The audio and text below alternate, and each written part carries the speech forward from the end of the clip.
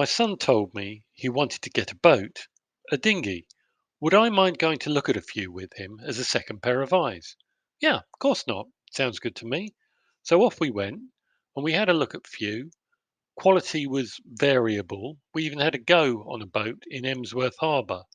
We ummed and ahed, then had a conversation with my other son, which resulted in us agreeing to go three ways and buy something a bit more expensive. Then we found TeeKai.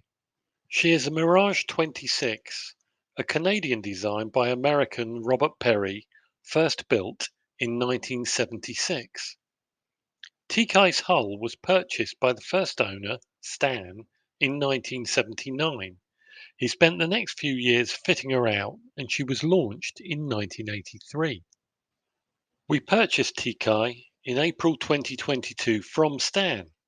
He was a mine of useful information, telling us he didn't like the interior design of the 26, so TeeKai is based on the design of the Mirage 28. She also has the reverse transom and inboard rudder as found on the later 27.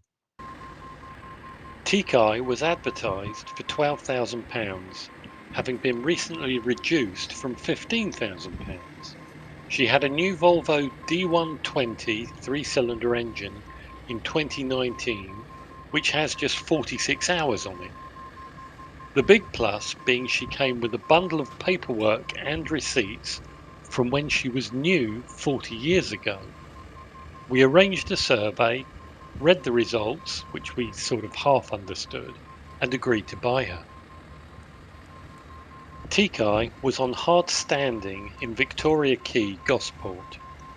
A couple of weeks passed as we completed the transaction, arranged some insurance, sorted a berth in a marina in the north of Portsmouth Harbour, and bought some life jackets.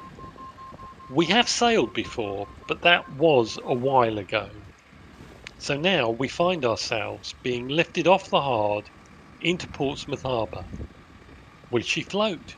Will the engine start? What have we done? Luckily, she floated, so test one was passed. Thank goodness. And the engine started, so test two passed. We backed out of the sling, slowly turned towards the north of Portsmouth Harbour, and set off.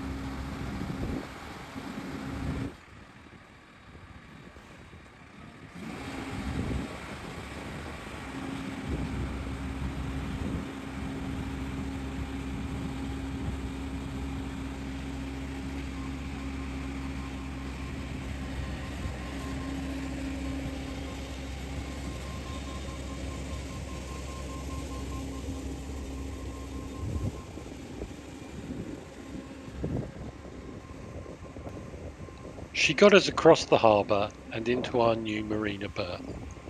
Over the next 2 weeks, we hoisted some sail and took her around the harbour a few times as we gradually got to know her.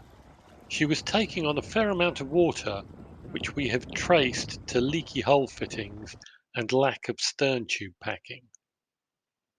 Next time, we're going to encounter some engine issues, replace our bilge pump, and sail to the Isle of Wight.